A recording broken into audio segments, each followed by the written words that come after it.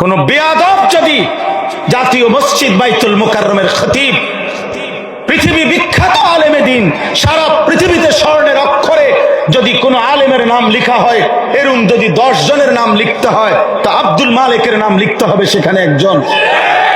এমন সোনার মানুষ, এত বড় মানুষ তিনি আমার, তাকে যদি বিদ্রুপ করে কোনো বেয়াদব কথা বলে, তোর চাইতে বড় বেয়াদব পৃথিবী তার কে হইতে পারে না। কওমি মাদ্রাসার ছাত্ররা আলহামদুলিল্লাহ এখনো এই হিম্মতের উপরে আছি, একদিন মাহাদির পক্ষে আমরা লড়বো ইনশাআল্লাহ।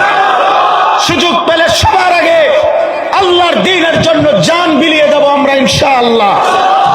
কোন ভণ্ড, কোন বিদআতি, কোন রকমের কোন মুনাফিক, কোন মুশরিক এদেশ নয় সারা পৃথিবীর কওমি উলামায়ে কেরামের সাথে ইলমে, আমলে, দাওয়াতে, তালিমে, তাবলীগে, জিহাদে, তাজকিয়ায়, রাসূলের ভালোবাসায়, আল্লাহর ভালোবাসায় এই পর্যন্ত কেউ আগাইতে পারে নাই, আগামীতেও পারবে না ইনশাআল্লাহ।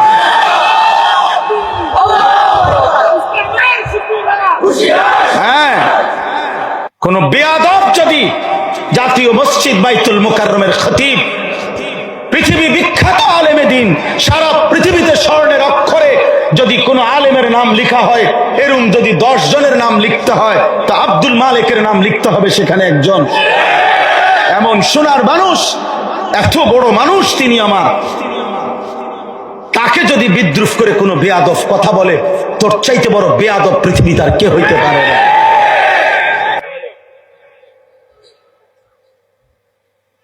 ইনশাআল্লাহ ইসলাম বিজয় হবে ইনশাআল্লাহ, বিজয়ের পতাকা উড়বে ইনশাআল্লাহ, কোন সন্দেহ। আমার নওজোয়ান সাথীরা, আমার স্বপ্ন শুধু আমার কিশোর নওজোয়ানদেরকে নিয়ে বেশি।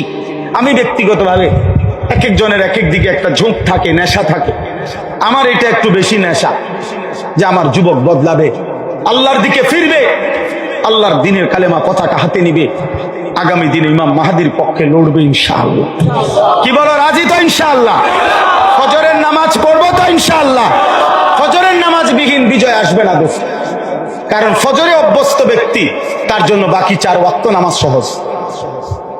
বাকি 4 ওয়াক্ত আলহামদুলিল্লাহ অটোমেটিক তার ভিতরে চলে। আমার চট্টগ্রাম সন্দ্বীপে আপনার আলহামদুলিল্লাহ প্রায় 4000-এর চাইতে বেশি ছেলে আমাদের মহব্বতের, যারা নিয়মিত ফজরের নামাজ জামাতে পায়, ফজর ক্যাম্পেইনের সদস্য।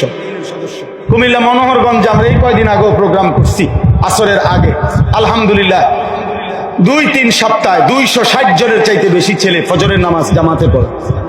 এই শুক্রবারেও ঢাকায় ফজরবাদ আমার বয়ান আছে, আমাদের এই ফজর ক্যাম্পেইনের বয়ান। কইছি যে ফজর পড়ুম আমনগো মসজিদে, ফজরের পরে ওয়াজ হবে, ফজরের মুসল্লি বাড়বে ইনশাআল্লাহ। এটা আমার শায়েখের একটা দায়িত্ব আমার কাঁধে। আমার শায়েখ আল্লামা মুফতি মুশতাকুর নবী বলছে, হযরত আমার এই যে মাওলানা ফজরের মুসল্লি বৃদ্ধির আন্দোলন করেন। আল্লাহ আমাদেরকে তৌফিক দান করে, আল্লাহ আমাদেরকে তৌফিক দান। নওজোয়ান ভাই, বদলাইতে হবে, বদলাইতে হবে। এমন একজন শ্রেষ্ঠতম রাসূল আল্লাহ আমাদেরকে দিয়েছেন। আমি যে আয়াতটুকু পড়ছি শুধু এই তরজমাটাই বলি। আল্লাহ তাআলা বলছে, মক্কার কাফেররা নবীজিকে বলতো পাগল, নাউজুবিল্লাহ। আল্লাহ কসম করে বলছে, আল্লাহ বলছে, বন্ধু যেই কলম দিয়ে আমি তাকদীর লিখছি, আমার সেই কলমের কসম, আমি তাকদীরে যত লেখা লিখছি সমস্ত লেখার কসম, মা আনতা বিনিআমাতি রাব্বিকা বিমাজনুন। না রে বন্ধু, আপনি বন্ধু পাগল না। কেন? 24 ঘন্টা আপনার উপরে আমার নিয়ামত বর্ষিত হয়। এমন প্রিয় বন্ধু পাগল হয় না। আপনার আমি ভীষণ ভালোবাসি, আপনার সব কিছু আমি পছন্দ করি। আল্লাহ নবী যেন বলতেছিলেন, মাওলা তাইলে ওরা যে আমারে পাগল বলে, গণক বলে, জাদুকর বলে, পাথর মারে, ওরা যে আমার সাহাবাদেরকে নির্মম নির্যাতন করছে, আমি আল্লাহ তাআলা যেন বলছেন, বন্ধু ঘাবড়াবেন না, ওয়া ইন্না লাকা লাআজরান গায়রা মামনুন।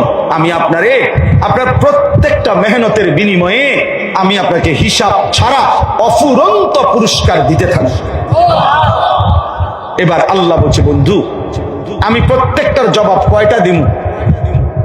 আপনি গণক, কবি, জাদুকর কত কিছু বলে, আপনার বিরোধিতা করবে। শোনেন মিয়া, শেষ কথাটা, আপনার বিরোধিতা করবে। আল্লাহ বলছে, বন্ধু আমি জানি